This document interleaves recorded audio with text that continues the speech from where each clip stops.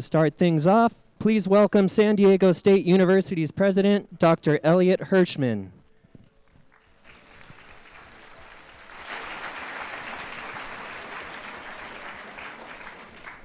Good afternoon, and on behalf of our more than 350,000 students, faculty, staff, and alumni, it is my great pleasure to welcome you to our Provost Distinguished Lecture Series. We are honored today that our speaker is Matt de la Peña, the winner of the 2016 Newbery Medal for Children's Literature and a proud SDSU alumnus. Thank you for joining us, Matt.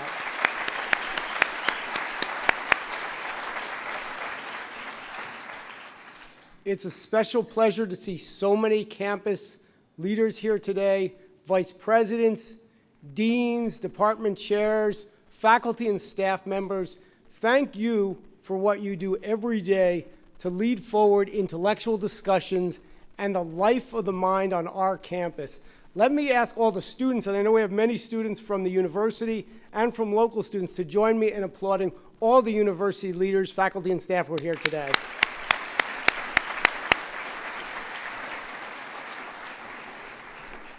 And special recognition to Provost Enwemeka, who launched this distinguished lecture series and is expanding it this year. Thank you, Provost Enwemeka, for your vision and for your leadership of our academic programs.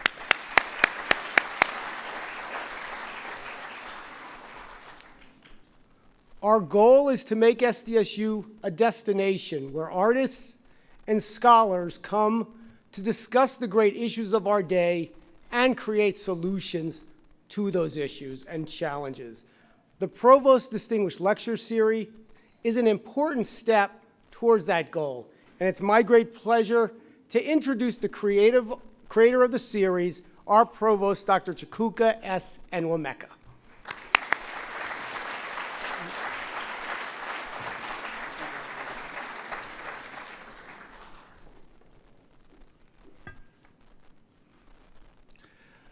I'd like to begin by thanking the Provost Distinguished Lecture Task Force that put this lecture together for all their effort in organizing this event.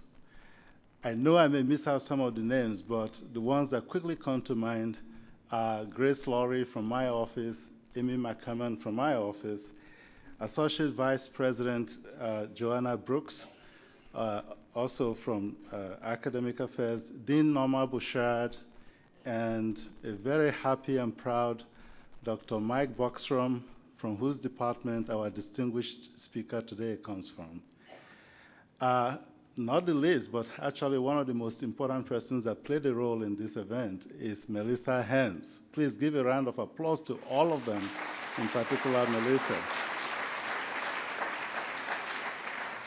And I apologize if I left out any of the names. It is my honor to introduce to you our distinguished speaker, Mr. Matt de la Peña, a New York Times best-selling Newbery Medal-winning author of several books and articles. Notable among his books are 6 novels. His first novel, Ball Don't Lie, published in 2005, was actually made into a major movie in 2011. That was followed by his next novel, Mexican White Boy, in 2008. We Were Here in 2009. I Will Save You in 2010.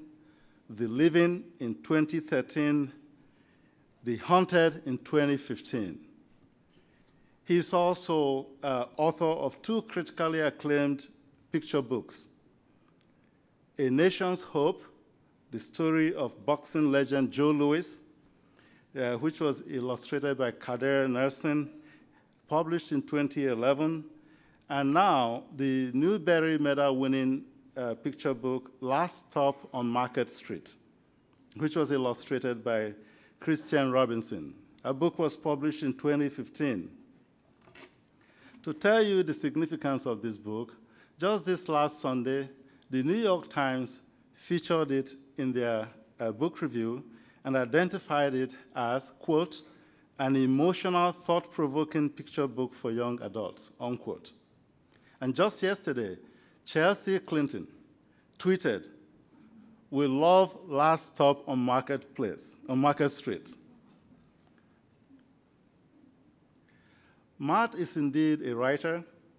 He also has published several short stories, fiction, essays in leading publications, including, of course, the New York Times, the website of our National Public Radio, publications such as The Writer, Pacific Review, One Teen Story, George Mason Review, and so on and so forth.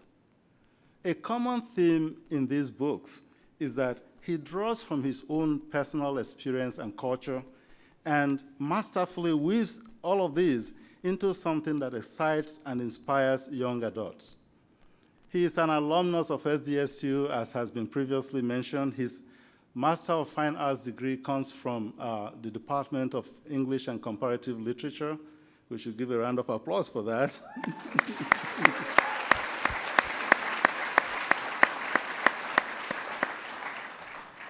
His BA is from the University of the Pacific, where he attended school on a full basketball scholarship. He currently lives in Brooklyn, New York, teaches creative writing, and visits high schools and universities and colleges throughout the country. I have some good news for you. Matt is going to spend the next semester on this campus as a visiting scholar, as a visiting professor, and a scholar in residence.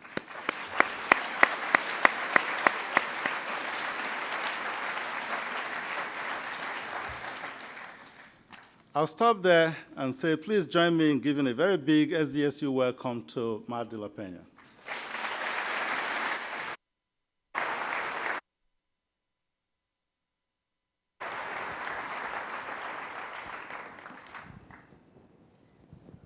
Hello, how are you guys doing? All right, this is a very impressive crowd, so what I need to do is document it so I can tell my author friends back in New York that I draw more people than them, okay? So, which is what I always have to do, so bear with me. And then, of course, my favorite thing to do is to make sure that they know that I'm part of this. So, okay, where's my thing? Okay. So, I'm going to talk to you guys a little bit about myself and my journey, how I ended up writing books, especially because it's kind of an unlikely story. I grew up as kind of a reluctant reader, somebody who didn't read for entertainment. So I'm going to kind of talk about that. I'm going to kind of say some things about the books. And then at the end, I'm kind of excited. I'm going to read a brand new piece that will be coming out next year. And it's very San Diego-centric, so I think you guys will get it on a different level. But before I begin, I wanted to tell you a quick story. So I was born in National City, and a big hand for now. You don't get that in Nebraska, which is where I just was. So growing up in National City, my early years, it was a great place to be because the community was really loyal, hardworking people. My parents were both born there, and it's where all their brothers and sisters still were. And my grandmothers and grandmothers, I had one grandfather in Tijuana, so we used to just cross the border every Sunday and have lunch there. But it was a good place to live. But I was kind of getting in trouble and not doing so well in school. And my parents had this idea, I wonder if we got Matt into a different community, would he be better at school? So we moved north a little bit. And if you guys know, if you've moved, it was the summer, and it's hard to fit into a new town. And I had two little sisters, but hanging out with them, that would be crazy. So I didn't do that. So I was kind of lonely this one summer. And my favorite uncle in the world, my Uncle Tim, he drove his Bronco up to my apartment. And by the way, sometimes when I talk to kids, they don't know what a Bronco is. So at least you guys know what that is.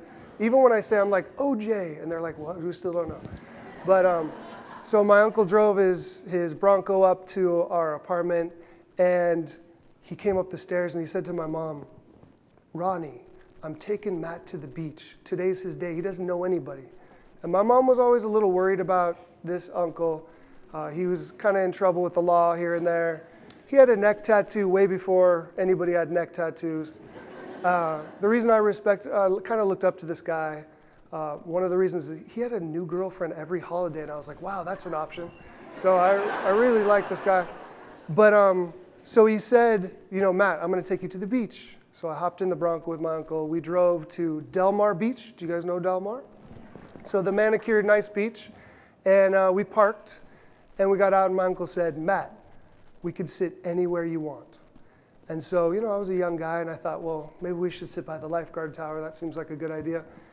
And I said, what about here? And my uncle said, Matt, that's a good place, but let's go over here.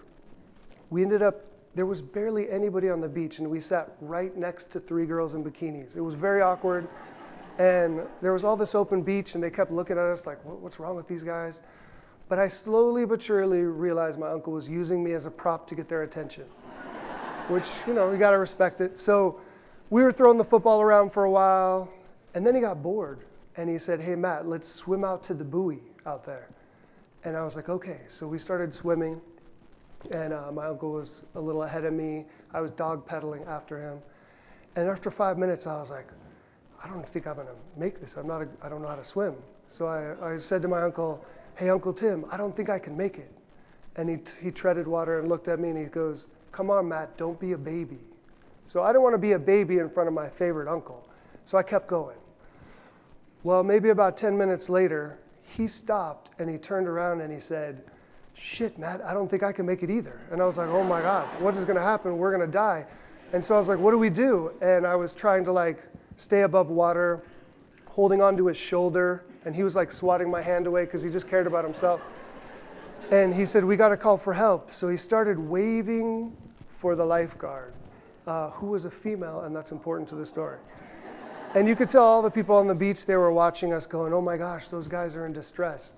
And the lifeguard stood up. She picked up a pair of binoculars and zeroed us in, set them down very calmly, picked up an electric megaphone, and this is a true story. She said, no, just stand up. And it turned out we were on a sandbar. And basically my uncle walked back to shore. I was still a little too short for that, but I figured out a routine where I could jump off the bottom of the sand and get a deep breath and then come back down. So we made it back to the shore, and I was young and naive at the time, so I said, hey, we're still alive, So I said, hey, Uncle Tim, you want to keep throwing the football around? And he said, no, we need to leave right now. And so we packed up our stuff. The girls were sort of giggling. But here's where the story takes a turn, because we went into the parking lot, and we got in there. He wasn't saying a word to me. He was very quiet. And we got into the Bronco, and my uncle, you could tell, he didn't know how to deal with being ashamed, right? And so he peeled out backwards in the Bronco, out of the parking spot. Just at that exact moment, a kid, college-age kid, in a BMW convertible came up, and he was coming. He had to slam on his brakes. So did my uncle. But the young guy made the mistake of flipping my uncle off.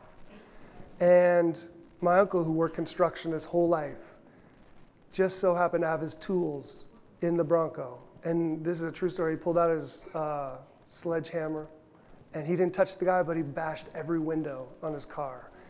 And here's the interesting thing. I'll never forget being in the back of one police car next to a police dog, and watching my uncle get sort of led into the back of another police car and have his head pushed down in handcuffs. And as he drove away, this is an image I'll never forget, because this is often how young boys in working class communities learn what it means to be a man. And I look back at myself in that moment, and I wonder how that kid who saw that as the way to sort of work with the world, how does that kid go from that world and become an author? And I think to this day, all my books are about that journey. They're about that journey from machismo to literacy in one way or another. So I'm going to kind of talk about what I think about that journey and how I fit into it. So here's a picture of me and my dad. My dad was really, really young when I was born, and one of the things I think about with him is, he was a teenager. He had to put off his own education when I was born. So what does that mean? He had to get a job. He got a job immediately at the San Diego Zoo, which, by the way, he took great pride in. Nobody knows about the zoo in other places. I'm like, the zoo's a big deal in San Diego. But he went to the zoo as a kid. He had long hair and a scruffy beard. We call him the Mexican hippie surfer. And he tried to get a job, but they said, we do not hire anybody, a male with facial hair or long hair. He went home, my mom cut his hair, and he shaved, and he went back and got a job in the sanitation department. So that was my dad. My mom, it was a little different for her. She was a pretty good student, and she graduated high school, and she did pretty well. She was like a 3.6 student, but she had a kid. So when she graduated, college was not an option, and she had to find work. So they both worked really, really hard. And as you could probably tell, I'm a mixed kid. My dad's Mexican and my mom is white. And I write a lot about that too. And so this was sort of our world. And looking back, I think that I didn't view myself as somebody who belonged to the world of books. That was just not, there was no place for me in books. One of the toughest things that ever happened to me in terms of education happened in second grade. I was told that I couldn't go to third grade because I, quote unquote, couldn't read. And that was a huge blow to my ego when my parents told me about this. And the way I interpret it is this. I said, wow, if I can't even get to third grade, I must be an unintelligent person. And I always tell young people when I go to high schools, you're going to deal with definition coming at you from all different angles. You're going to deal with parental definition. You're going to deal with educational definition. But I believe the hardest definition to break free from is self-definition. So when you view yourself in a certain way, or you place a kind of a stereotype almost on yourself, it's hard to sort of shed that because you applied it to yourself. So I view myself as an unintelligent person. Like anybody else who's not good at one thing, for me, school, you try to find other things that you're good at. So for some kids, it's video games or popularity. Some kids have a little bit of a reputation on the street as being tough. For me, I was pretty good at sports. So in particular, I was pretty good at the game of basketball. By the way, I did have to work.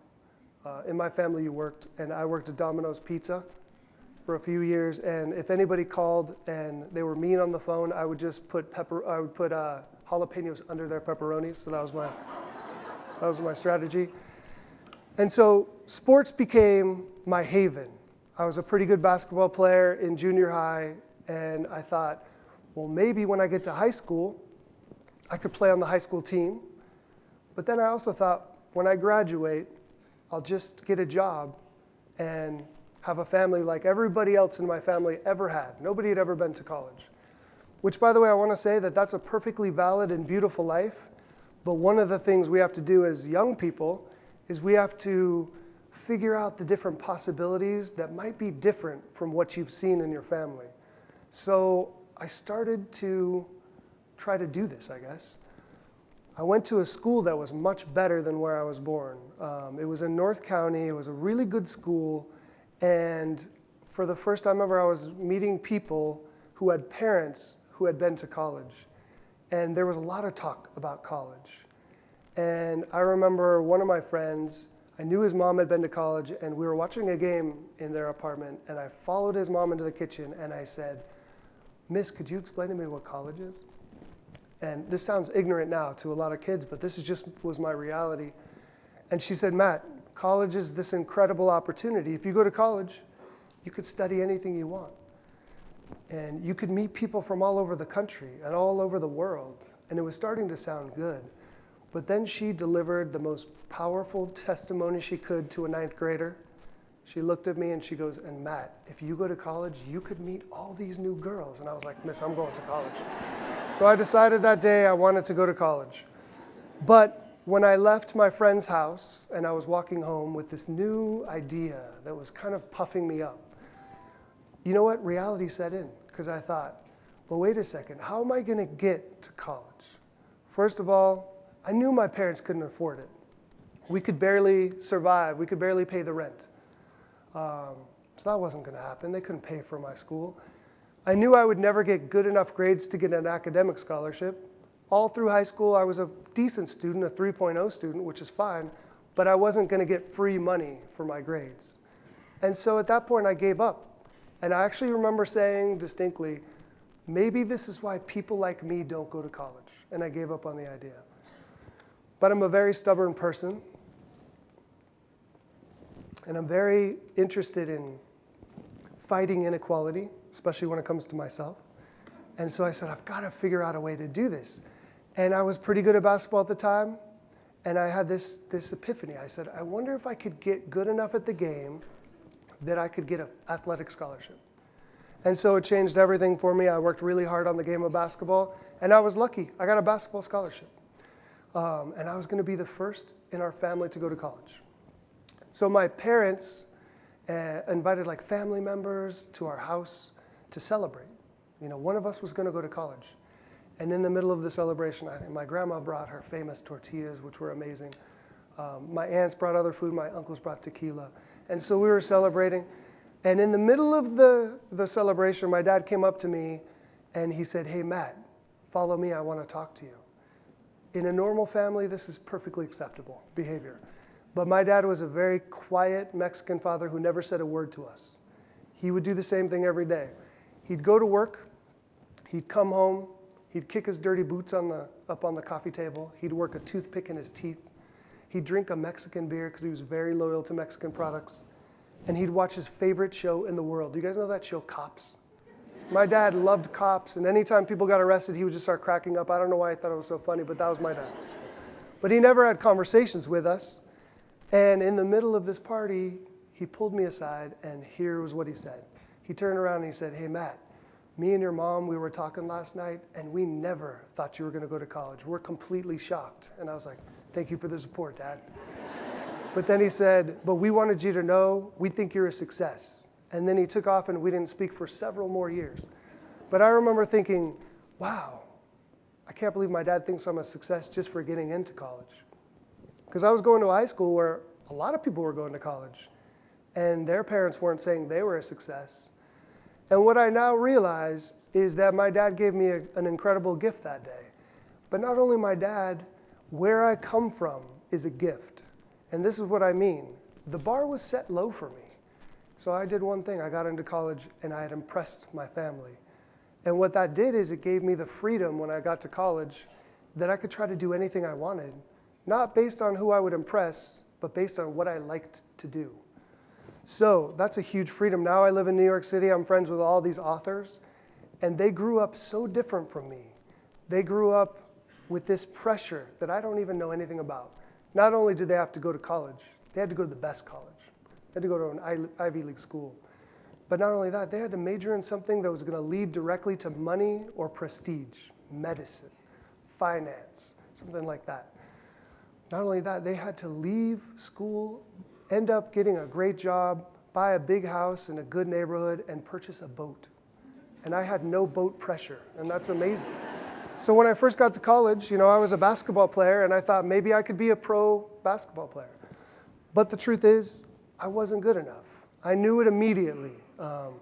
We actually played against Steve Nash when I was in undergrad, and he was the same height as me, and the same build as me, and he destroyed me. And after that game, I was like, wow, I don't think I'm going to the NBA. So I thought to myself, well, what am I going to do for a living? And there were two other things I loved to do. I loved to play guitar, but I was way too shy to play in front of other human beings. The other thing I like to do is all through high school, I used to write sort of spoken word poetry that I showed to nobody. I didn't view myself as a writer. I was a non-reader. But I wrote all this poetry, And it was based on rhythms and stuff. It was mostly stuff about my old neighborhood and what it was like to be in the new neighborhood. It was about growing up mixed race, things like that. So I still didn't view myself as a reader or a real writer. But when I was in college, I discovered literature. The first book that really got me was a book called The Color Purple. And a professor came up to me in the middle of campus, handed me this book and said, I needed to read this. It was the first time a teacher or a librarian or a professor had ever given me one specific book and said I had to read it. And when I read it, it was a profound experience, and I want to tell you why. First of all, I really cared about the main character, who was so different from me. She was female, different gender. She was older. She was African American. But I wanted her to be okay. And that's why I do believe reading is the ultimate form of empathy, because you want these characters who exist in a book to be okay, but they can do nothing back for you. And I believe that's true empathy. But the craziest thing is when I turned the last page, I found myself on the verge of tears from a book.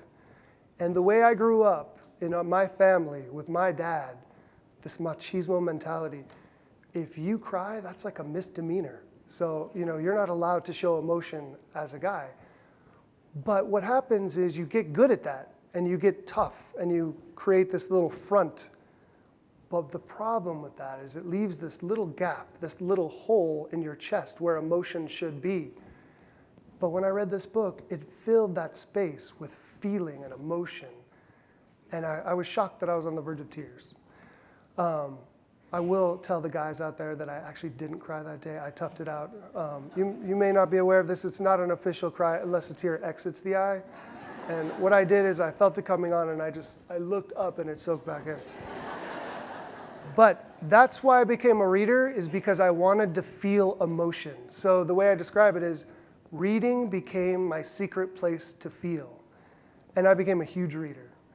And I always tell people in writing classes, you can never even be a good writer unless you're first a great reader. And thank God I found it in college. I wish, when I go to high schools, I wish for those kids to find reading before they get to college, because my greatest regret is that I didn't have that emotional outlet before I even got to school. So from that point on, I said, you know what? I wonder if I could ever write a book. And that became kind of my dream. So I was less of a basketball player. Of course, it paid for my school. But I started to dream of writing a book that would make somebody feel something. And I ended up having really, really amazing professors at my undergrad. It was a small school. And they sent in my manuscript of all my creative writing that I had done to 5 graduate schools without me knowing, which is pretty amazing. And I got into 2 of them. And they told me, they said, Matt, are you interested in getting an MFA in creative writing? And I said, what is that? And they said, you can study creative writing in graduate school. And I was like, that sounds great. So I got to choose between Fresno State and San Diego State. I chose San Diego State for a very specific reason, because there's something that people don't talk about when you're first generation to go to college. And it's this incredible guilt you feel for succeeding. I felt like a sellout for my first year. And it's a confusing thing, and nobody talks about it, but it's something that should be acknowledged. Of course, once I got over that, I found out that it was the best thing I could do for not only for me, but for the rest of my family. One of my favorite things now is maybe a cousin who has a kid who's 17. That kid can call me and say, hey, could you explain college to me? Like, what is it? And I get to tell them. I get to describe it for them. But the reason I chose San Diego State is because back home, something kind of tragic happened. My dad, who had worked at the San Diego Zoo for, at this point, I guess 24, 25 years, he had worked his way up from the sanitation department. He was then an electrician's assistant. And then he started working at this enclosure, which you guys may know, called the Tiger River enclosure. And what happened is by the way, my dad took so much pride in his job. And he would clean the Tiger River enclosure when the animals were penned up. And he would always take tiger whiskers from the grass. And he thought they were good luck. and he would send them to us and say, hey, these are good luck. The girl that I was dating in college would get sometimes an envelope, and she'd be like, your dad sent me this empty envelope, I don't get it. And I'd say, check the bottom, there's probably like a tiger whisker in there. And there always was. But that was his thing, right? Well, a new regime took over the zoo, and they implemented a new rule. If you worked within a certain proximity of animals, from this point on, you had to have an animal science master's degree. So they actually gave my dad a little severance package and got him out of the way. So he lost his job. Now my dad, who's the epitome of machismo, similar to my uncle, who doesn't know how to deal with shame, went into a hole, disappeared, stopped talking to people. And I figured, you know what? If I go to San Diego State, I'll be closer to home and I can be supportive to my mom, who I know was dealing with all this. So we started this ritual. Every Sunday, I would go up to my mom's place with my dad there, and we'd have lunch. I also had a younger sister that was 7 years younger. So we'd have lunch. My dad would always watch TV, and me and my sister and my mom would sit at the table and eat lunch. Well, one day, it was probably about 4 months into my graduate program here, my dad approached me and he said, hey, Matt, what book is that you have? And I was surprised he even talked to me, but I was holding a book called 100 Years of Solitude. And I said, you know, this is by this guy named Marquez. I just finished, it's great. And he goes, you think I could read that book? And I remember thinking, man, I've never seen this guy read anything. There's no way you should start with Marquez. You know, he needs some Dr. Seuss. But you can't say that to your dad, right? So I said, sure, you know, take it. So he took it. The next Sunday I came back up, had lunch, and I said, hey, Dad, did you read that book? And he said, no, I didn't have time. And I was like, wow, this guy's got a lot of time, but we won't get into it. The next week I asked him again, he hadn't touched it. But about 6 months later, I'd kind of forgotten about the book. He came up to me at the very end of my lunch, I was about to take off, and he said, hey, I read that book. And I was like, what did you think? And he said, it was good. And I'm in grad school now. I'm ready for a deep breakdown, you know, I'm ready for this discussion. I was like, well, what did you think about the generations of Buendios? What did you think about the magical realism? And my dad was like, no, it's just good. So I was like, okay, that's all I'm gonna get out of this guy. So he followed me out of the house this time, kind of looking over his shoulder to make sure that nobody was there, like my sister or my mom. And he goes, hey, Matt, I was thinking, maybe I could read the books that you read. So I started to give him every single book I was reading in grad school. He read every single one of them. He would either tell me that the book was good or the book was bad. And then he started to do a messed up thing. He went to the local public librarian and asked her advice. And I was like, this is not part of the deal. You are my Frankenstein. But he was doing that. And he became a huge reader. And I was shocked because I'm in graduate school and he's becoming a big reader. During my time here, I had one thing in mind. I'm going to become an author. That's all I cared about. I invested in a way in my education here that I never had in any other level. The way I describe it sometimes is I showed up on campus as a basketball player and I left as a real writer, somebody who believed in myself. And I had an incredible time here, 3 years. I had great professors that sort of opened my eyes to books I never would have been exposed to. And one of the things that happened is I took a children's lit class with Dr. Alita Allison, who's here in the front row. And like many other people, I remember thinking, this class is going to be easy. You know, this will be an easy class. But what ended up happening when I was in the class is I was exposed to young adult literature that was just as interesting and complex as any of the other literature I'd ever read. And so I remember thinking, wow, there's something here. But I still didn't view myself as somebody who wrote children's books because, you know, YA hadn't really taken off yet. But I was intrigued. And I started to write some stuff in the program that featured teenage characters. I still viewed them as adult level stuff, but they focused on teens. And it was very immediate, too. It wasn't somebody looking back at when they were a teen. They were a teen now. And so I really invested in those characters. I ended up leaving San Diego State, started to say, okay, maybe I could do this. One of the big things that happened is I read a collection of short stories called Drowned by Junot Diaz. And I remember when I read that collection, and people were saying that this was getting a lot of buzz in New York City, like it was a big book, an important book. And the stuff felt very similar to what I was writing. And I thought, well, gosh, maybe I could publish something like that. So I moved to Los Angeles. At the same time I moved to Los Angeles, my parents moved to Watsonville, California, or Santa Cruz area. And they wanted to start a new life in a new town because my dad associated San Diego with the zoo. I moved to LA. I started my first book, Ball Don't Lie. And I remember, by the way, when I got to graduate school, I said, there's one rule I'm going to give myself. I will never, ever, no matter what happens, I will never write a book about basketball. Because I didn't want basketball to define me. And about maybe the third month into the program, I started Ball Don't Lie. But now I'm in LA, I'm working at MTV, and I'm working on this book hardcore, and I started to get some traction. I ended up getting an agent. I sold the book. I moved to New York. And now I was starting my life as an author. Back home, though, my mom called me, and by the way, my mom is very nervous to call me out of nowhere. She thinks she's bothering me. But she called me out of nowhere when I just moved to New York, and she said, Matt, I don't know what's going on with your dad. He's not coming home until late, sometimes even on the weekdays. She's like, I think he's having an affair. And I was like, Mom, in order to have an affair, you have to speak to other human beings. There's no way he's having an affair. And she's like, I don't know.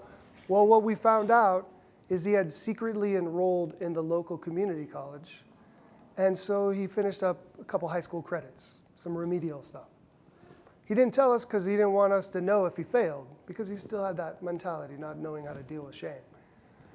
But he wasn't satisfied when he pulled it off, because then he got his AA degree. And then he wasn't satisfied with that, and he transferred to UC Santa Cruz, and he declared his major as literature. And he just graduated about maybe 3 years ago with a degree in literature, and now he teaches in Watsonville, California, in Spanish.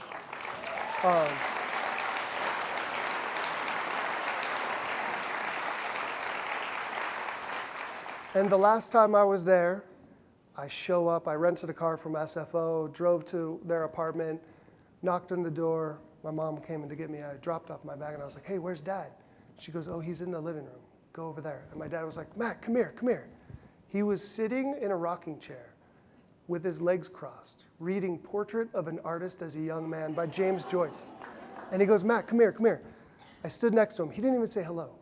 And he read me a full paragraph from this book. And he looked up at me and he goes, God damn it, Matt, that's why we read Joyce. And I was like, who is this guy? So he's now the biggest lit snob I know. But now I'm going to quickly run you guys through my books. This is the book I started at San Diego State. It's very much a product, I think, of San Diego State and the mentors I had. It's a very rhythmic book. One of the things I realized about the basketball content is that I was wrong to try to avoid writing about basketball. The truth is, basketball is a great entry point for some kids. For example, this kid Lee here, he's a kid in Texas. I think I had 2 books at this time, but I was invited to his school, and I was told by his basketball coach, you've got to meet my kid Lee. He's a sophomore, he's the best player on our team, he's getting all kinds of Division I attention, he's going to get a full ride, and he ended up doing that. But he's read your book 12 times. And I was like, should I just bring the adoption papers with me? Because I was excited to meet this kid. So I ended up meeting him, and I said, you've read this book a lot? And he goes, I've read it 12 times. And he said, I read it because I'll read anything that has anything to do with basketball. So then I said, what are your favorite parts? And he proceeded to list 6 different parts of the book that were his favorites, and none of them had anything to do with basketball.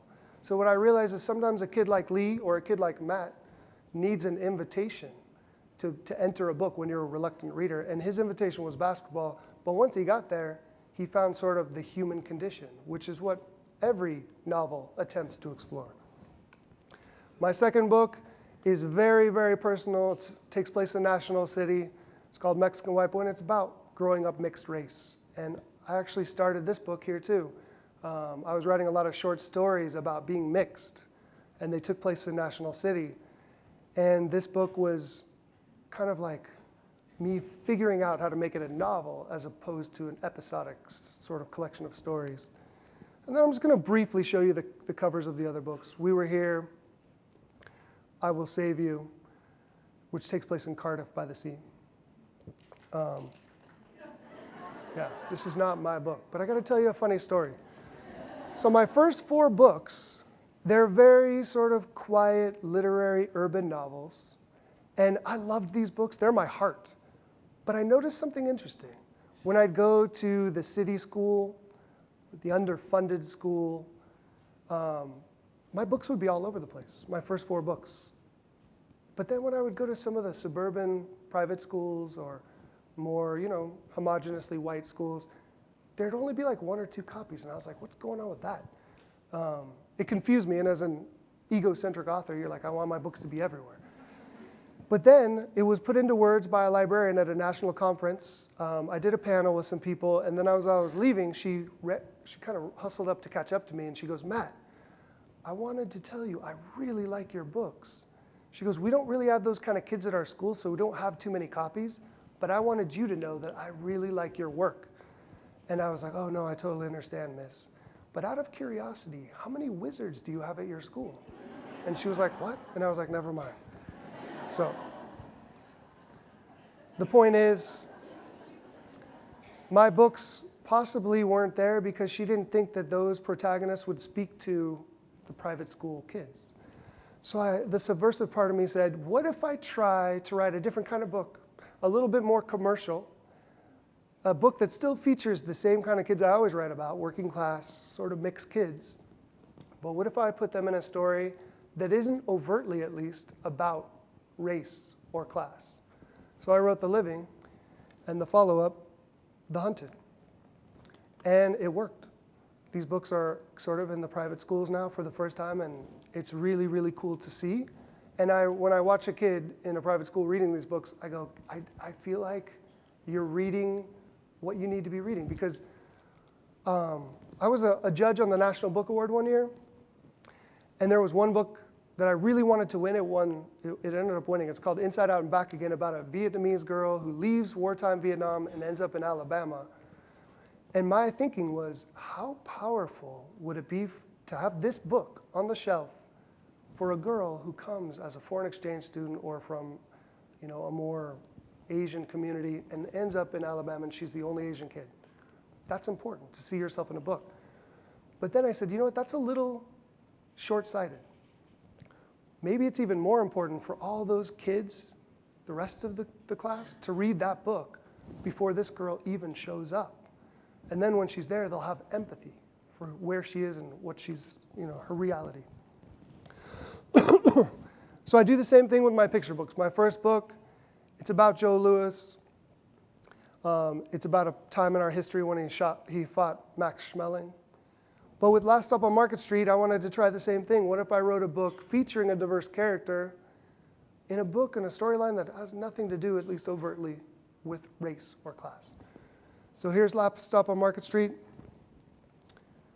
This is the illustrator, Christian Robinson. He's incredible. He won a Caldecott honor for this. And it was great to do that, and it's really fun to read to kids. I guess my favorite event that I've done was in Spanish Harlem. I've got Frida behind me, all these diverse kids, and I was reading Last Stop to them. But my favorite audience is my little girl. She's a quarter Mexican, a quarter white, and half Chinese, so we call her the Mexicasian. And I read her this book, but I have to tell you a quick story. When I wrote this book, I was so excited because I knew we had a daughter on the way. And when the book finally came to me, she was only about 3 months old, so it was before this. And I was so excited to have a book to read to my daughter. She couldn't read my novels. but I could read this to her. So I sat her in the reading pocket the day I got the book. It was about 6:30 at night, and I started to read the book to her, and she got to page 9, and she began to cry. And I was like, this is unacceptable behavior. Your dad wrote this book. You can't do this. And my wife felt bad for me. She patted me on the shoulder, and she's like, look, it's 6:30. These aren't her best hours. Let's try again in the morning. And I was like, all right, whatever. So we put her to bed. I slept with the book on my chest. She woke up at 5:30 like she likes to do. She was very happy. I led her out to that chair right there, and I started to read the book to her again. She made it to page 15, and she began to cry again. So now she lives with a family in Detroit, and we occasionally visit. Sometimes we'll visit. We Skype with her. No, I'm just kidding. She still lives with us. But it took me a few months to get her to like the book. I think it was just a little too mature for her. But I got to tell you this quick story. When the book won the Newbery, the first thing I did is seek out my daughter, and I walked up to her and I said, "In your face, Luna." So that was kind of fun. I'm not going to read the book to you, but by the way, I did dedicate it to her. And here's the book. I'm not going to read it to you, but I want to show you a couple things after. So the illustrator is amazing.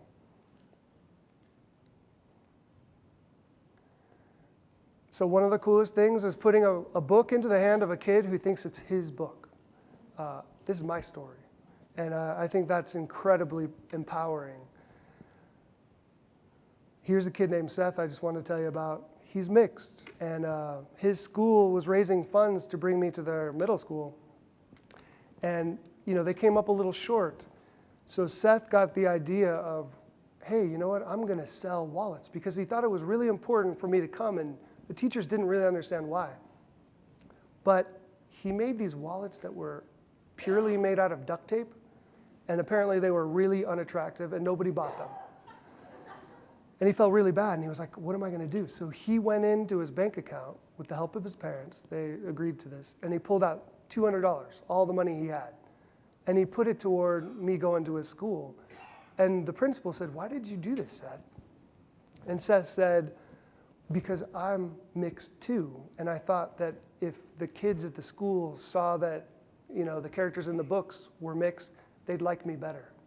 And because he had no friends. So I'll never forget this kid. I tried to give him the money back, but his parents wouldn't take it, which I thought was really actually smart. I mean that in a non-selfish way. But I love visiting schools, so here's a school in Santa Cruz. Sometimes I point one way and the kids look the other way. And then things happen like this when you win the Newbery. This guy got a tattoo of CJ and Nana. That's pretty crazy. I thought it was going a little overboard, but hey, do what you gotta do. And she has earrings with Last Stop, the book. He was actually on the Newbery committee, so it was a big deal to him.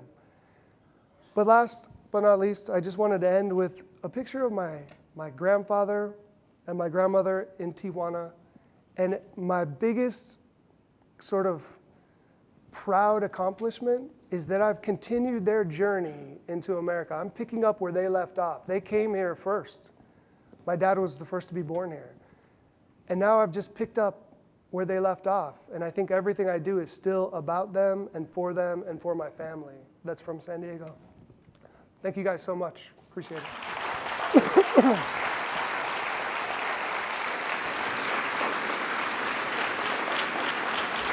Yeah, thank you. I appreciate it. All right. I got to take a picture of this.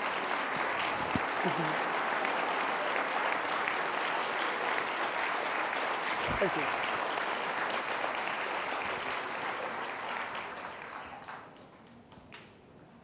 So I was going to read something to you, but I went over time, so I think we're going to go to the Q&A part, right?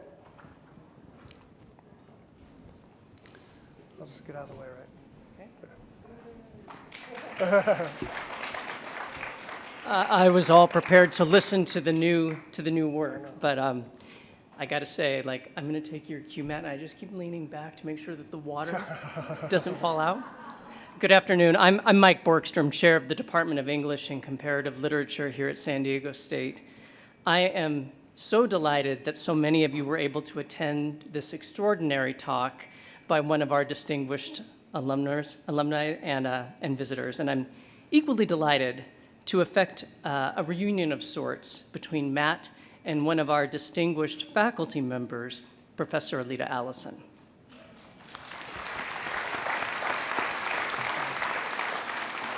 Dr. Allison is a specialist in children's and young adult literature, and she is one of the founding members with Professor Emeritus Jerry Griswold, who is right back there, of the National Center for the Study of Children's Literature, which is housed in our department. Alita and Matt, I'm told, are also sort of charter members of their own Mutual Admiration Society. And that's a relationship that began when they worked together during Matt's time here as a student. Professor Allison has graciously agreed to moderate a question and answer session between Matt and all of you. And so if you have questions for Matt, please make your way to the 2 mics that are set up in the aisleways here, and Matt will be happy to answer questions. It's now my distinct pleasure to welcome to the stage Professor Alita Allison.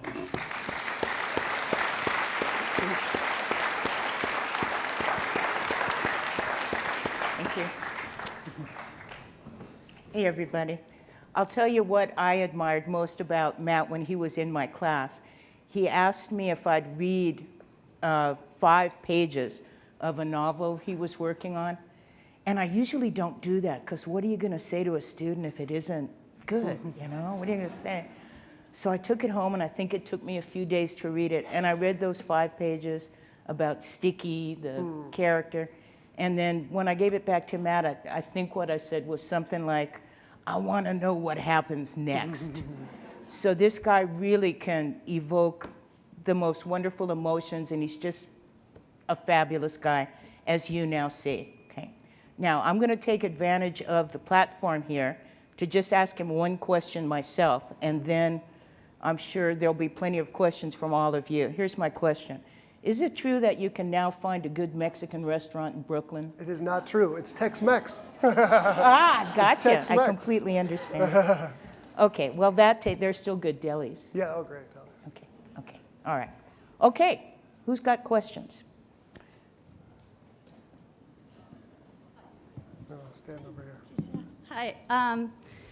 Thank you. That was an amazing talk. I really appreciated it on so many levels, and I've enjoyed your readings for a while. And I'm very excited when the provost indicated that you would be here as a visiting professor.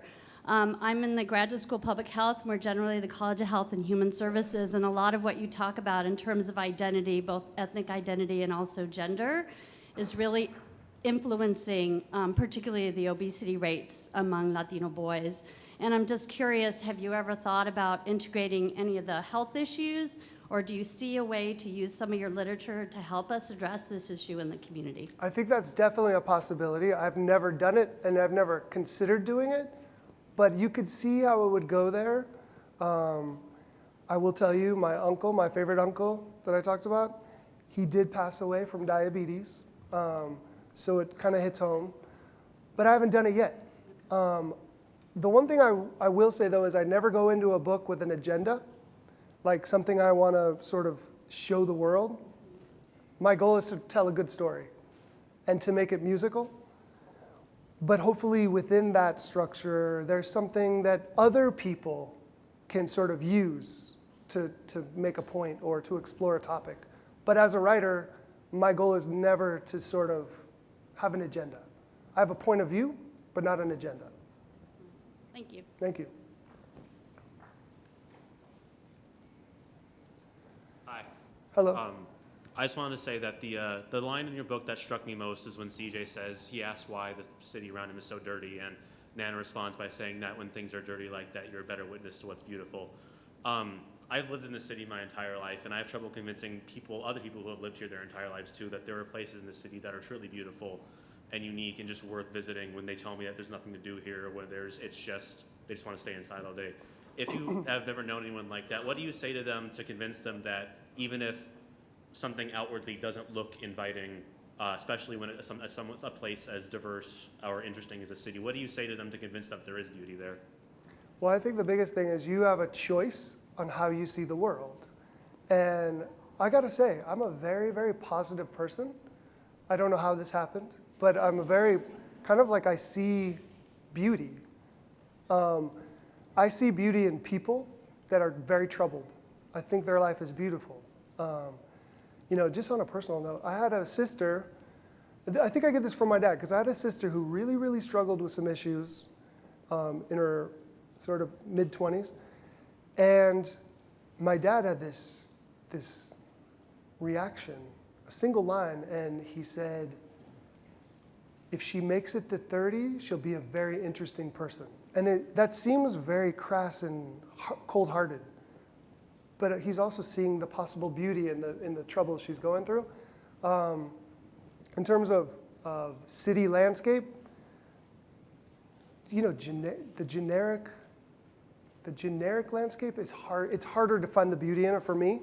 But when I go to a city, downtown right now, I'm staying there and I'm walking around and I see the beauty in Gaslamp. Now I live in Brooklyn. You see the old with the new, with the stroller. The other day, very simple, I saw a caretaker pushing an older woman across the street in a wheelchair. And she was very old. And I saw another caretaker pushing a baby the opposite way. And so you just see, oh my God, this is life right here. So I feel like to be a good writer, you have to open your eyes, close your mouth, and just watch. And the way I describe it is the world will give you the answers. And all I do is, I feel like I plagiarize the world. I just write what I see. Thank you. Go ahead, please. Hi, my name is Adrian Ramirez. I go to High Tech High International, and we're doing a project on living. Oh, cool. For you, what does it mean to be living? To be living? Yeah. Man, I thought we were going to have some softballs early.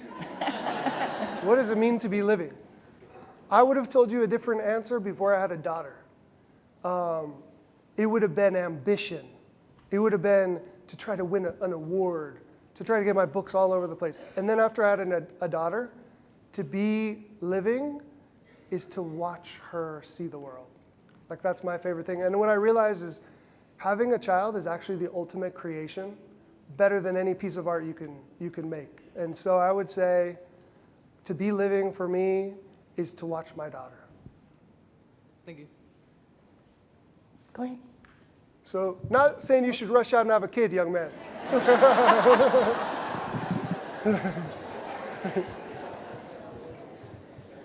Hi.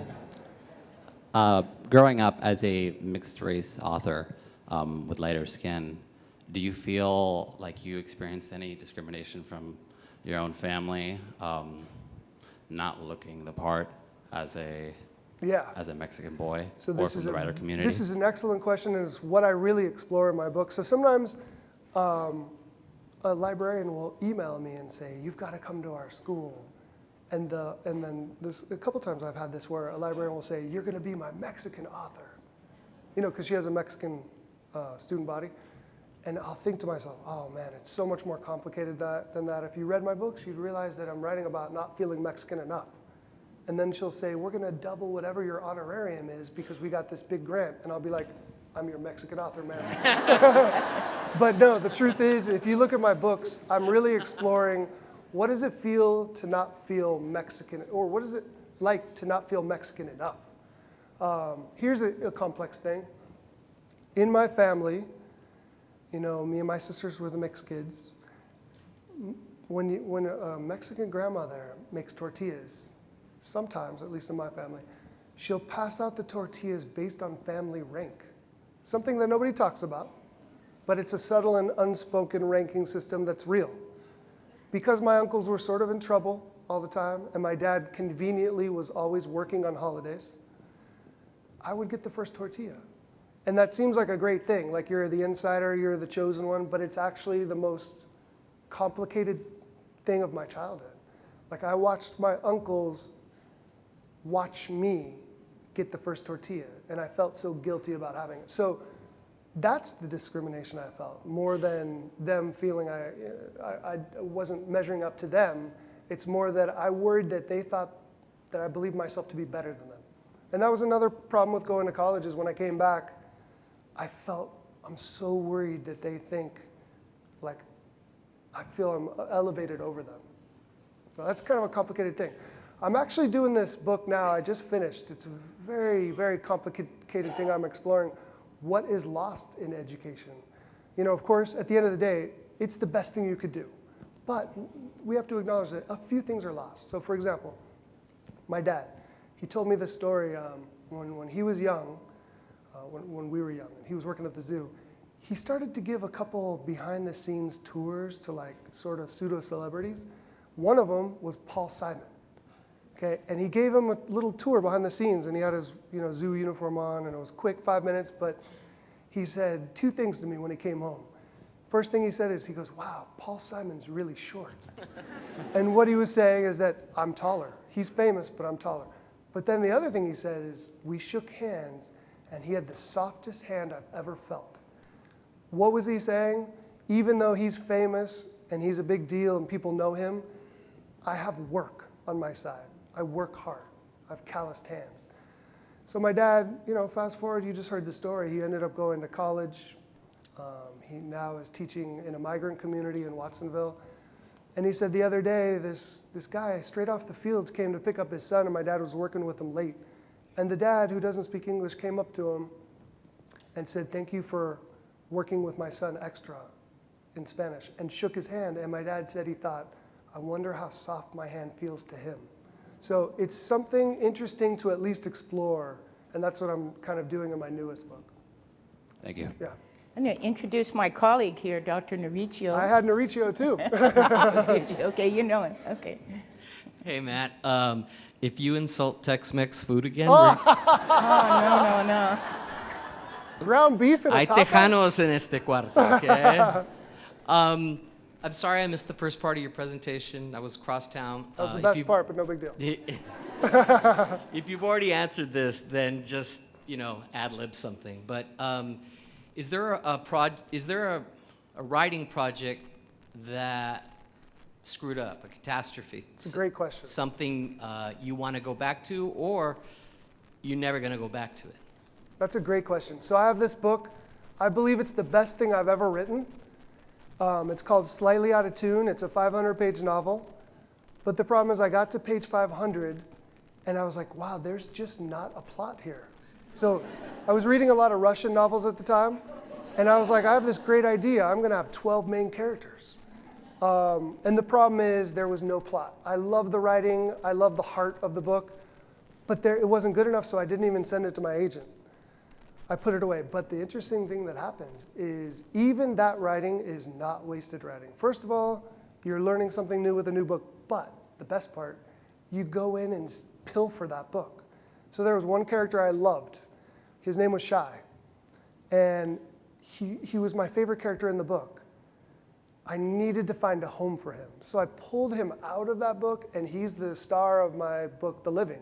And he's also in The Hunted. He's also in a short story that I did called Angels in the Snow. So I completely ripped off that book for this character. And I'm so happy that that book existed just so I could find Shy. So even though it's a failure, it's a beautiful failure. God, I'm such a positive guy. Yeah. Hi, thanks for sharing your story with us today.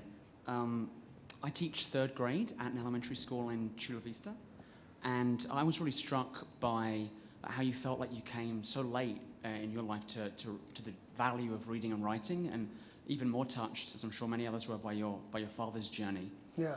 And I'm wondering, because sometimes I see kids who early on in their lives feel out of touch with books and with reading and writing.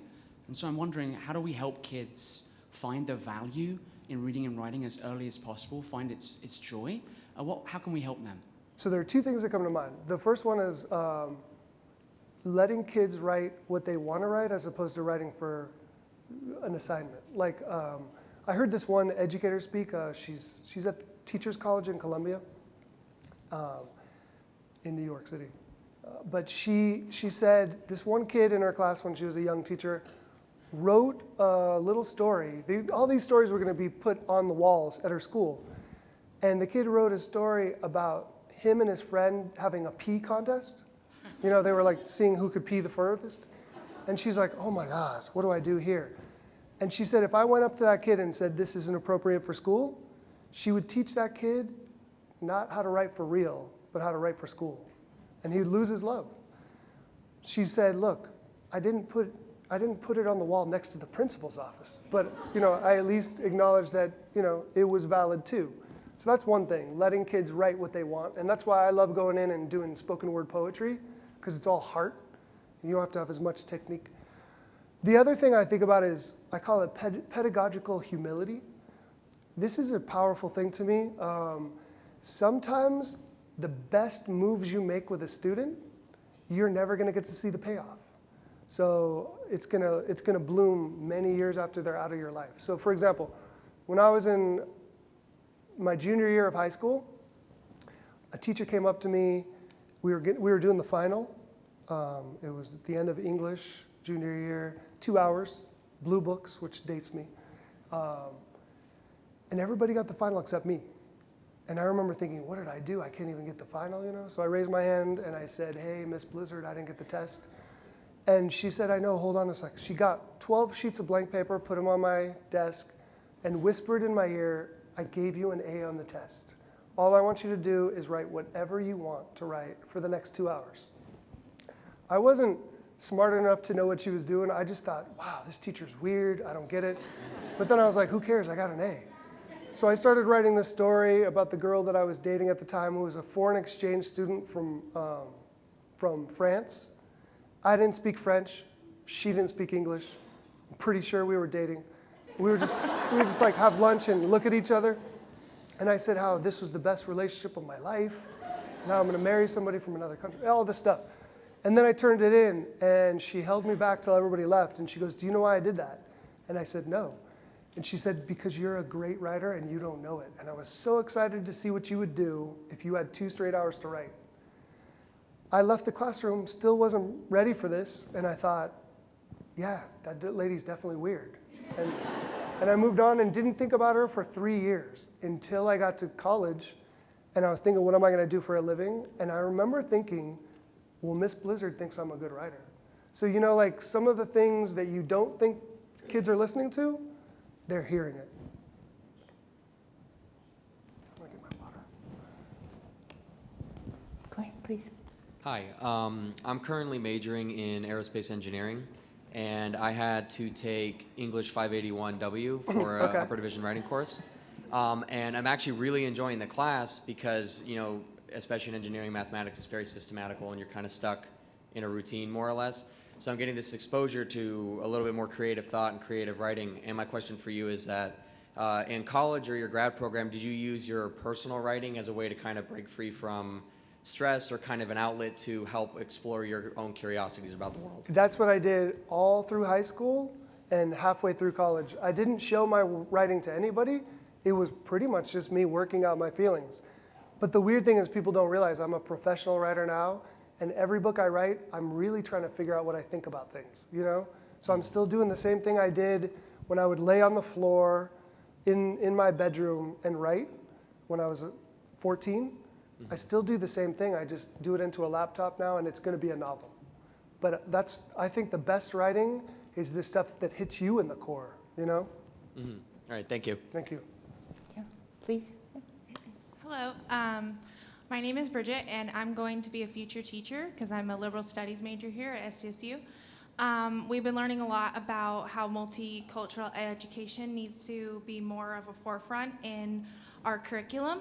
And it's a two-part question. I wondered if you had, because you had such inspiring stories with the students being moved by your books. I was wondering if you had any stories, a story of a teacher being moved and putting it into her curriculum.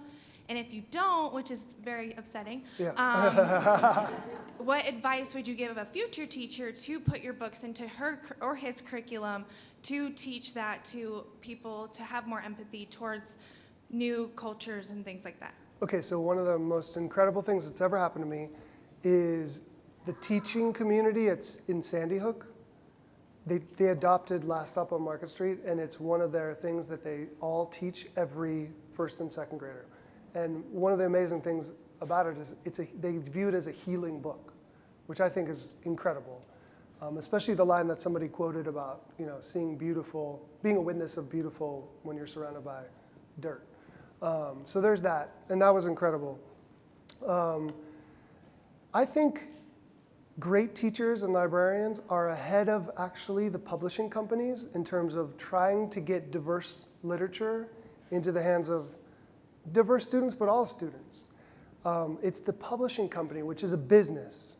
I sort of think they're the cog in the wheel that's kind of lagging behind, because they know what worked last year and they want to try that again because they're a business, right? And that's why I think we need a black Harry Potter or a Mexican Katniss. Something like that, a big, huge blockbuster success that features a diverse character. I think that will show the publishing company that, hey, we can make money off this. But I do think there are so many teachers that teach diverse literature in unlikely places. And that's so meaningful to me. Thank you. Please. Hi, okay, this isn't a profound question, but you were talking about how, the men in your family have traditionally had some issues with shame and failure, and writing is kind of notoriously a profession that's full of, rejection letters and disappointments, so you have any experiences with that? Okay, so I had an experience at San Diego State that taught me how to deal with rejection. My professor that I had, who was the chair of my thesis, her name was Lydia Yuknovich. She now teaches in Portland somewhere. I thought she was the smartest human being I'd ever met. She was a former Olympic swimmer. She was a professional gambler at one time. She had a PhD in English. She had 2 published novels. And she was really, really smart, and she was my mentor. I thought, oh my gosh, this is incredible. She had been rejected so many times by magazines and literary journals and publishers, and she collected all the rejections in a drawer. And usually they're like a little slip of paper like this, and it says, sorry, we can't use your work, try again. One Halloween, she sewed them into a dress of rejection, and she went, and by the way, it was not a miniskirt, it was a full gown. And I was like, okay, if the smartest person I've ever met can be rejected that many times, then I can deal with it too. So from that point on, I just sort of viewed rejection as part of the career path I chose. Thank you. Thank you. Yeah, please. Hello, I'm Libby Stewart, and I teach English 12 at Chula Vista High School. Oh, wow. And San Diego State has been my home since 1966. Oh, wow. Thank you, Alita Allison, for your lovely classes. Thank you.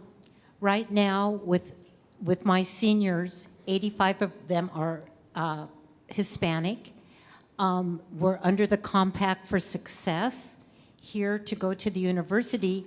But right now, my difficulty, and coming to the end of 30 years of public school teaching, is that we've lost literature in the high schools because we've gone to rhetoric and writing studies.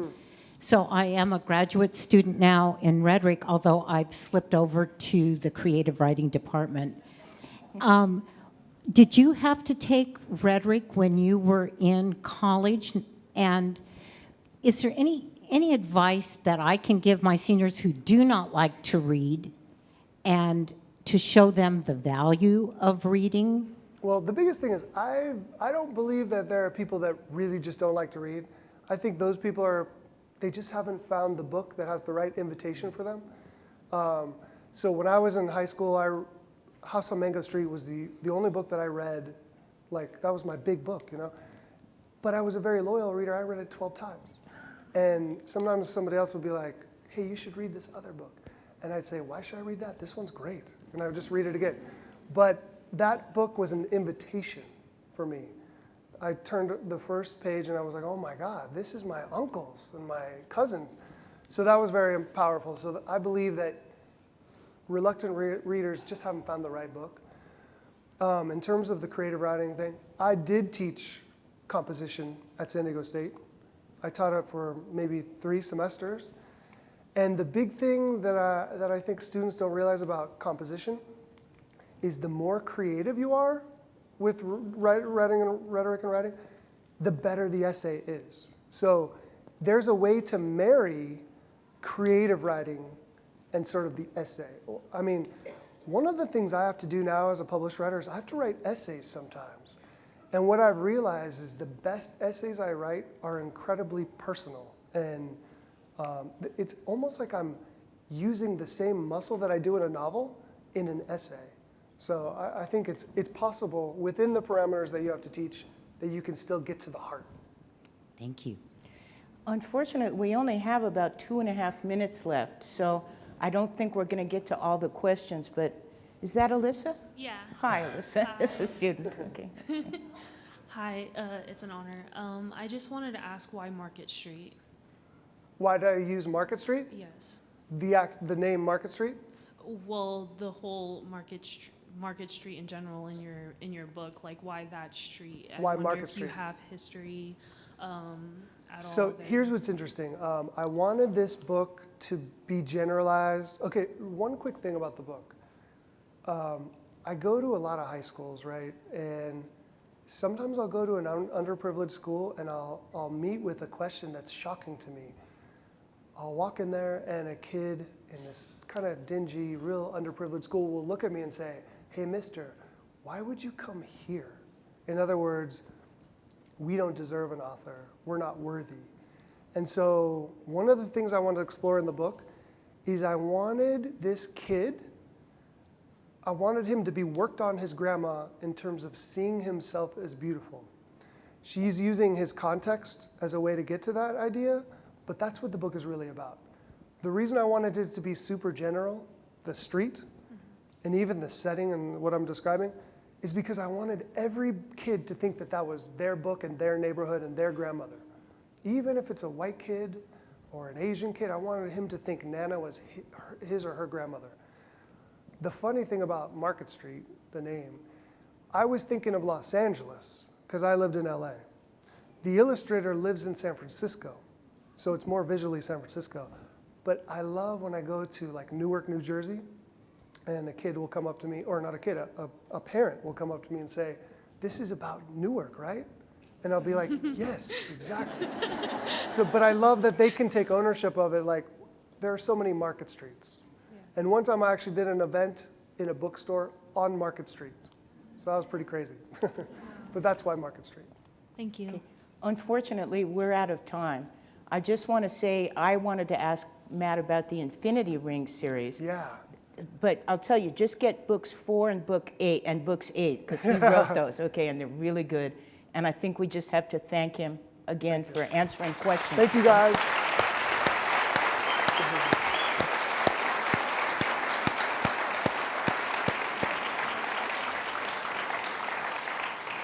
And now our president and our provost are up on stage. Just wanted to thank you, Matt, for inspiring us and for all of your insights. We are so proud of you, and we appreciate you being here. Thanks so much. Appreciate it. Yeah, sure. Thank you. Oh, absolutely. Thank you. Thanks so much. Thank you guys for coming. I really appreciate it.